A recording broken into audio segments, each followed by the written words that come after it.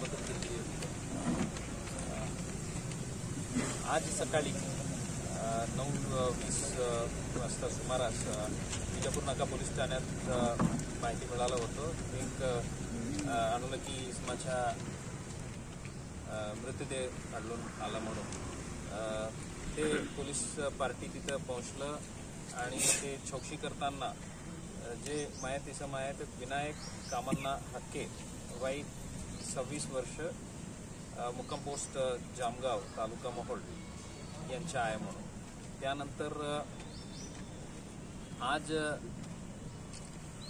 1 जुलै 2024 पासून BNSS आणि भारतीय साक्ष अधिनियम हे तिन्ही कायद्यांच्या लागू झालेले आहे.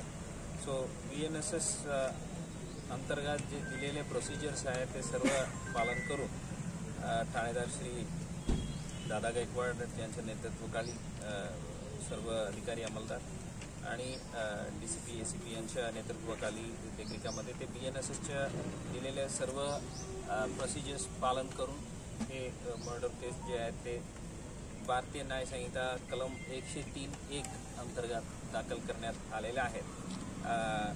तर दाखल दुपारी 12:30 दरम्यान दाखल केलेला आहे.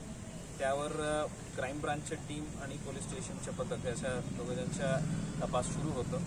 यात सोलापूर शहर पोलीसच्या टीमनी यशस्वी रीतीने आरोपी नावे नागेश अण्णाराव चिक्काळे वय 35 राहणार कल्याण नगर भाग 2 सोलापूर यांना क्राईम ब्रांचच्या PI डोरगे आणि त्यांच्या पोलीस उपनिरीक्षक अल्फाज शेख आणि त्यांच्या टीमनी ताब्यात घेतलेल्या आणि ते तपासादरम्यान त्यांनी जे काल रात्री उशिरा ते एकत्र बसून दारू वगैरे पिलेले आहेत आणि तिथून परत आल्यानंतर ते पुन्हा पैसे यांच्याकडून मागणी केलं तर पुन्हा दारू वगैरे घ्यायसाठी त्या दरम्यान जे भांडण झालं होतं ते वाद झालं होतं. त्यानंतर यांनी दगड उचलून त्यांच्या डोक्यात टाकून ते त्यांचं मर्डर केलं असा इनिशियली आता समजत आहे. त्यांच्या इंट्रॉगेशन अजूनही चालू आहे ते आरोपीच्या. इतर काय उद्देश होतं का, काय प्रीमेडिटेटेड होतं का, त्याबद्दल आता चौकशी चालू आहे. आता इंट्रॉगेशन दरम्यान जे काही समोर येईल ते आपल्याला वेळेत कळवण्यात येईल.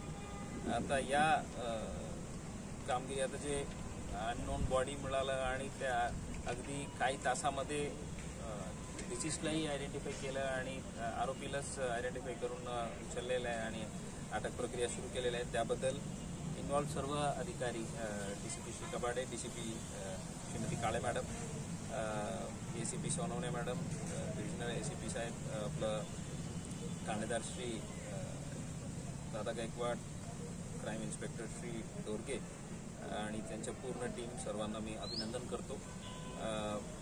या इंट्रॉगेशन नंतर जे काही कळेल तेही माझ्यासोबत शेअर करण्यात येईल. Indian Times News.